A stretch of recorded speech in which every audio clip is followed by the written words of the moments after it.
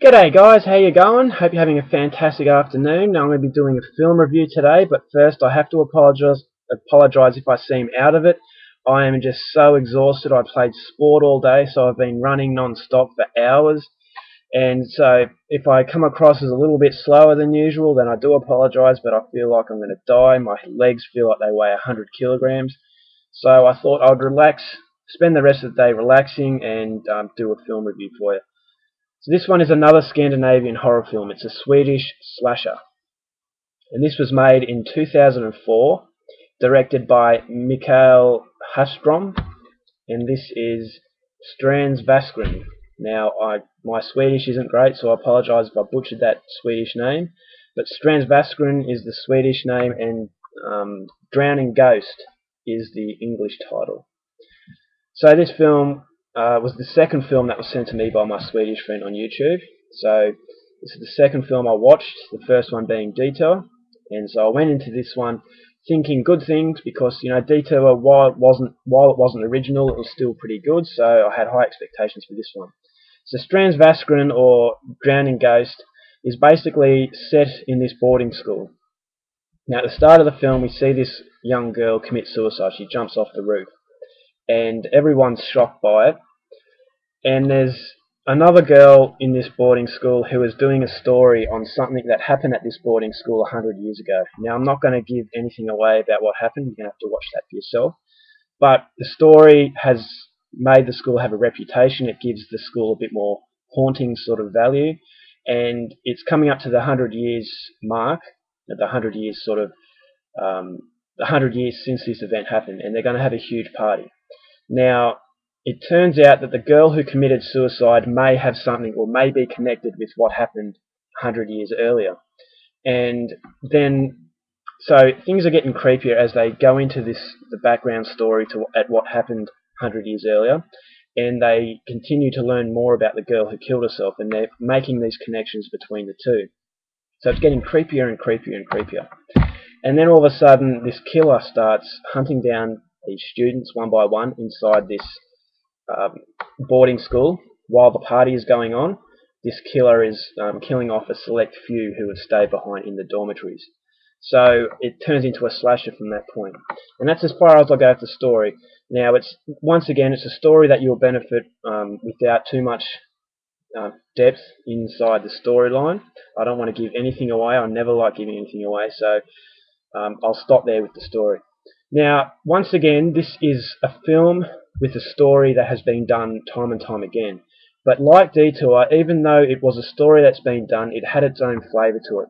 And I have to say, I actually preferred this one a little bit more than Detour, because while I kept thinking that I knew which way this film was going to go, but then some areas of the film I guessed, but other areas of the film it turned a slight corner. So it had me guessing pretty much, well, I'll say the last 15 minutes you know what's going on. But up until that moment, it's never really clear which way the story is going to go. So that's what I really liked about it, and this is why I think this is just a little bit better than Detour. Now the acting, I've been told the acting to this film was ordinary, but I really liked it. Now this director is the same director of Evil, which is another film. It's not a horror film, but it's a drama. It's set in a boarding school also. So I knew a director of this quality, because Evil was a very, very good film, that he wouldn't have hired really, really bad actors. So I don't know. I can't speak Swedish, so I don't know how naturally the language is coming across to me, who's an English-speaking person. So I guess for me, judging a foreign film as acting goes is pretty hard. So for me, though, I thought the acting was really good. There were a few moments where you think, oh, that wasn't really realistic. You could tell that maybe they were reading from the script. But overall, the acting was really solid. Now, this is kind of two films in one. Now, it starts off as pretty much a drama sort of mystery. And then the last, say, half hour turns into a full-on slasher. Now, there is next to no gore. I don't think there is much blood at all. So if you're a gorehound, if you want something like Laid to Rest, you're not going to find anything here that's not going to suit you. But if you like your films that have a good build-up and have a really creepy atmosphere without trying to be scary, then this is definitely a film to pick up. It's a very different sort of slasher. as I said, the acting was very good and it had a really creepy, bizarre sort of atmosphere. The boarding school was run by a headmistress who was a bit dodgy. You didn't really trust her very much. And another guy who was also connected to events that happened 100 years earlier, who's also in it. And you kind of think maybe this guy's the bad guy. And I'm not going to tell you if he was or not. You're just going to have to watch to find out. But yeah, overall, that was a good film, and I can see a lot of people disliking this for the slow build-up. But if you can see the slow build-up for what it is, it's just a good sort of a build-up for the last 30 minutes, then you will enjoy it. Now, what I didn't like about the film was it's not really a big criticism, but I'd like to see a bit more sort of graphic violence in these Scandinavian films. They don't really do great gore films, although Dead Snow, which is a splatter film, that was pretty good. But as far as violence goes in these films, it is very mild, and which is a good thing and a bad thing. You know, if you want to, or if I want a slasher, I want to see a lot of blood and guts. But they're just a lot different in Scandinavia, and I'm not saying that's a bad thing, but I think this would have benefited from a bit more violence.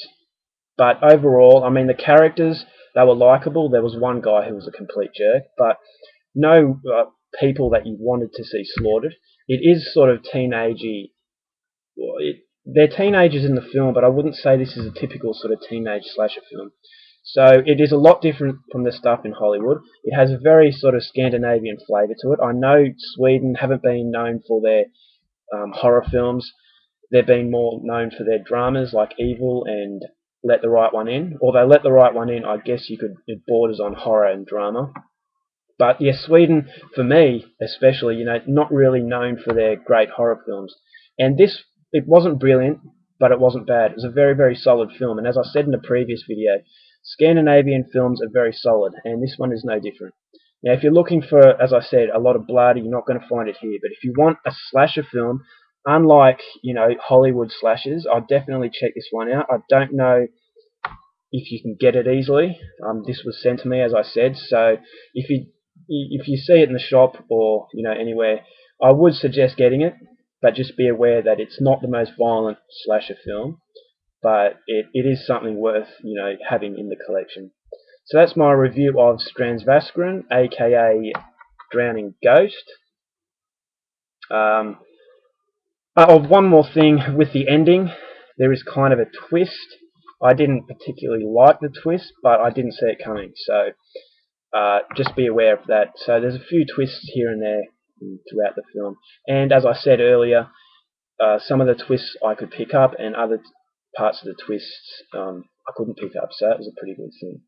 Not the most original piece, but certainly one worth looking at. Alright guys, I hope you enjoyed this review. I'm sorry if I'm muttering my words, I'm just so tired. I think I'm going to die now. So have a great day, and I'll see you later.